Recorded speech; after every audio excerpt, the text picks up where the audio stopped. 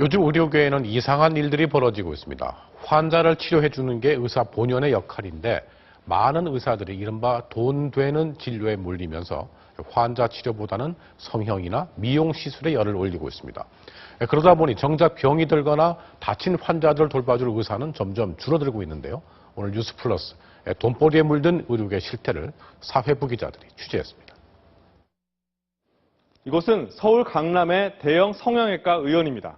이 병원 의사는 30명 정도인데요. 병원 홍보를 담당하는 직원만 100여 명이고 환자 서비스를 위한 직원은 200여 명에 달한다고 합니다. 성형외과 진료가 한마디로 돈이 된다는 방증인 셈입니다. 이렇다 보니 요즘 성형외과 전문의가 아닌 의사들도 본업은 뒷전인 채 너도 나도 성형이나 미용 시술에 매달리고 있습니다. 박성원 기자가 보도합니다. 80년대 미스코리아 출신 박모 씨. 성형외과에서 가슴 수술을 받고 곧바로 부작용이 시작됐습니다. 피가 멈추지 않았고 정말 무슨 수도꼭지 틀어놓은 것 같이 보름이 나왔었고 4번의 재수술을 받았지만 결국 한쪽 가슴이 거의 사라져버렸습니다. 박 씨는 자신을 수술했던 의사가 성형외과를 전공한 전문의가 아니란 사실을 사전에 알았다면 수술을 받지 않았을 거라고 말합니다. 서울의 한 치과의원, 사랑니를 뽑을 수 있는지 물었습니다. 여기는 교정만 하기 때문에 사랑니 이런 것도 저희가 교정을 안 했어요. 또 다른 치과. 일반적인 수술은 안 했어요. 안아 수술도. 이번엔 산부인과 의원의 아이를 낳을 수 있느냐고 물었습니다. 여기는 분만하고 원장님이 소개해 주세요.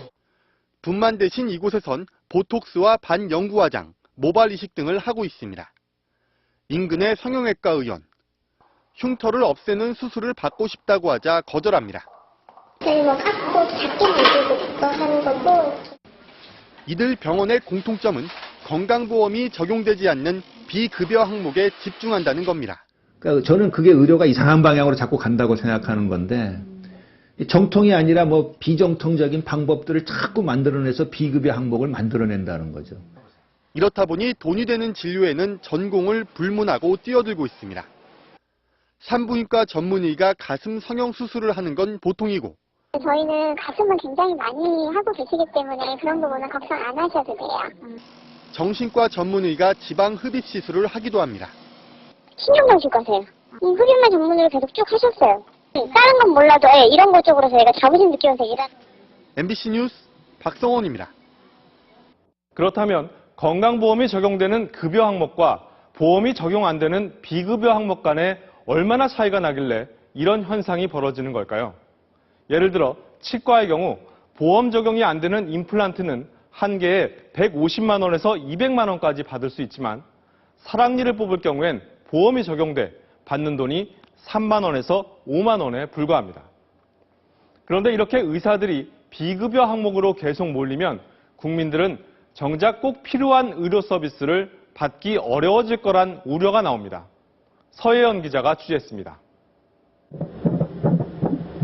이 머리는 지금 상위치로 아래쪽으로 잘 내려와 있는.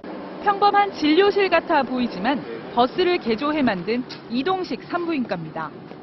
산부인과가 한 곳도 없는 지역에 한 달에 2번씩 찾아갑니다.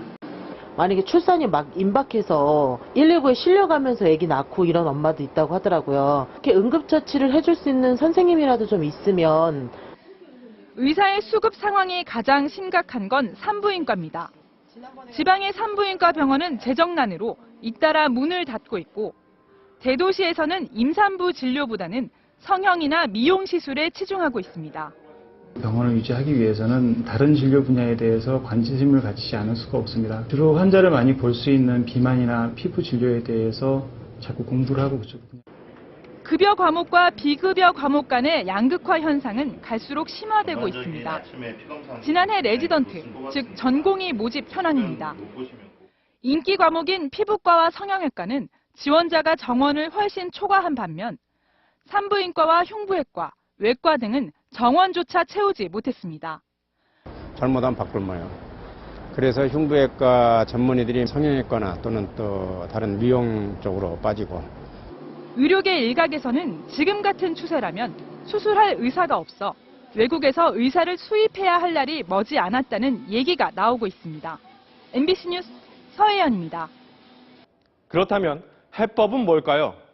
의료계와 정부가 전혀 다른 생각을 하고 있어서 접점을 찾기가 쉽지 않다고 합니다. 문제는 이런 비정상적인 의료 관행으로 인한 피해가 고스란히 환자들에게 돌아간다는 겁니다. 조영익 기자가 취재했습니다. 이곳은 소아과 의원입니다. 거의 모든 진료가 급여 항목, 즉 건강보험 적용 대상인데요. 원장 한 명이 하루 평균 70명가량의 환자를 보고 있는데 환자 한 명당 수입은 11,000원꼴, 한 달이면 1,900만 원 정도를 벌 수 있습니다. 하지만 직원 인건비로 700만 원이 나가고 관리비와 장비 대여료, 약제비 등으로 또 400만 원, 한 달 임대료 500만 원을 내고 나면 남는 금액은 300만 원 정도라고 합니다. 의료계는 건강보험이 적용되는 진료만으로는 수입이 적기 때문에 여러 부작용이 나타나고 있다며 건강보험 수가를 올려야 한다고 주장합니다. 수가가 어느 정도 현실화된다고 하면 열심히 배운 자기 전공을 버려가면서 돈을 벌려고 비보험 진료를 하게 되지는 않을 것 같습니다. 정부 생각은 전혀 다릅니다. 일부 비인기 과목을 위해 수가를 높여주면 그만큼 국민 부담이 가중된다는 겁니다. 현재 수준의 수가 인상을 유지하는 데에도 국민들의 연평균 약 5% 정도의 보험료율 인상이 있었습니다. 정부와 의료계가 서로에 대한 불신 속에 해법을 놓고 평행선을 달리는 사이 애꿎은 국민들만 피해를 입고 있습니다. MBC 뉴스 조영익입니다.